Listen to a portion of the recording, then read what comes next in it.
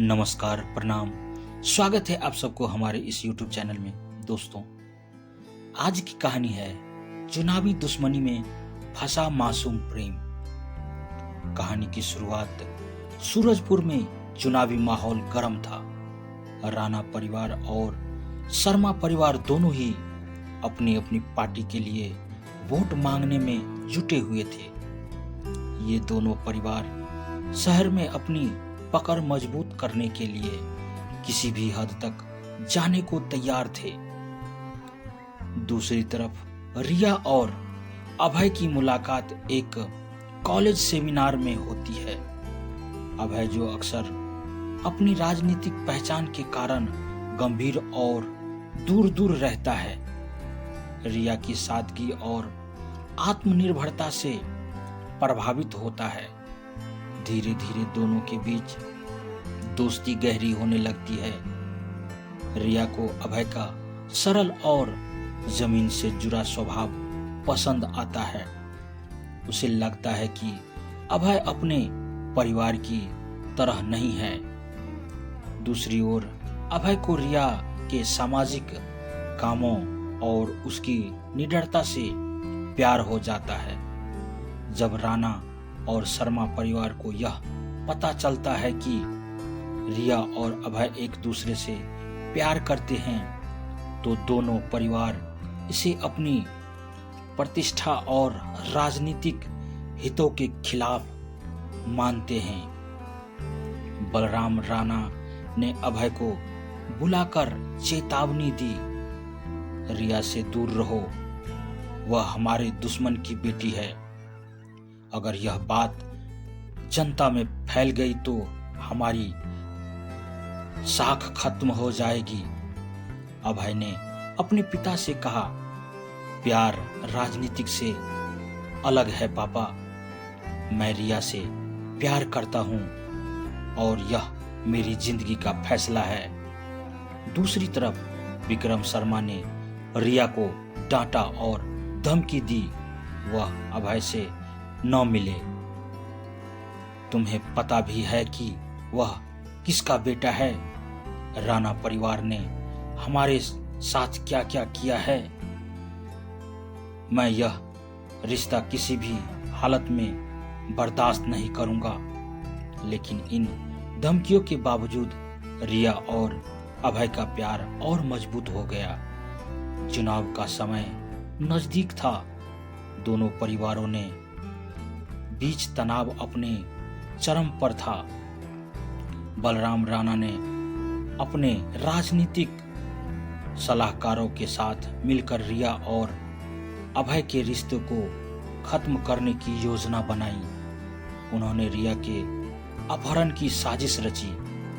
उन्होंने सोचा कि अगर रिया गायब हो जाएगी तो शर्मा परिवार बदनाम हो जाएगा और जनता का समर्थन खो देगा। तभी रिया का अपहरण हो जाता है। एक रात जब रिया अपनी सहेली के घर से लौट रही थी तो उसे कुछ नकाबपोश लोगों ने कार में खींच लिया। रिया को एक सुनसान गोदाम में बंद कर दिया। जब रिया का घर नहीं लौटी तो शर्मा परिवार को शक हुआ कि यह राणा परिवार का काम है। विक्रम शर्मा ने पुलिस में शिकायत दर्ज करवाई, लेकिन पुलिस पर राणा परिवार का दबदबा था। दूसरी ओर अभय को जब रिया के गायब होने का पता चला तो वह अपने पिता पर भड़क उठा। उसने कहा, अगर रिया को कुछ हुआ तो मैं आपको कभी माफ नहीं करूंगा। मुझे हर हाल में रिया चाहिए। बलराम राणा ने इसे अपने खिलाफ बगावत समझा और अभय को घर में नजरबंद कर दिया। डीएसपी परवीन यादव की जांच, रिया के अपहरण की जांच डीसीपी परवीन यादव को सौंपी गई। परवीन यादव ने मामले को गंभीरता से लिया और गोदाम का पता लगाया जहां रिया को रखा गया था। लेकिन जब तक पुलिस वहां पहुंचती, राणा परिवार के गुंडे रिया को दूसरी जगह ले जा चुके थे। अभय अपने पिता की नजरबंदी से भाग निकला और अपने भरोसेमंद दोस्तों की मदद से रिया को ढूंढने निकला। उसने अपने पिता और परिवार के खिलाफ जाने का फैसला किया। उसे पता चला कि रिया को शहर से बाहर एक पुराने फार्म हाउस में रखा गया है। अभय ने डीएसपी परवीन यादव को इसकी जानकारी दी। अभय रिया को बचाने के लिए फार्म हाउस पहुंचा, लेकिन वहां दोनों परिवारों के लोग भी पहुंच गए। फार्म हाउस पर गोलीबारी शुरू हो गई। इस बीच रिया को बचाने की कोशिश में अभय को गोली लग गई। रिया चिल्लाई और अभय को बचाने के लिए दौड़ी, लेकिन तभी उसे भी गोली लग गई। अभय और रिया ने एक दूसरे का हाथ पकड़ा, आखिरी बार एक दूसरे को देखा और दोनों ने वही दम तोड़ दिया।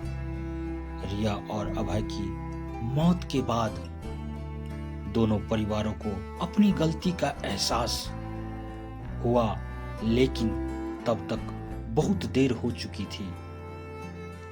यह कहानी बताती है कि राजनीतिक दुश्मनी और सत्ता की भूख ने प्यार और इंसानियत को खत्म कर दिया।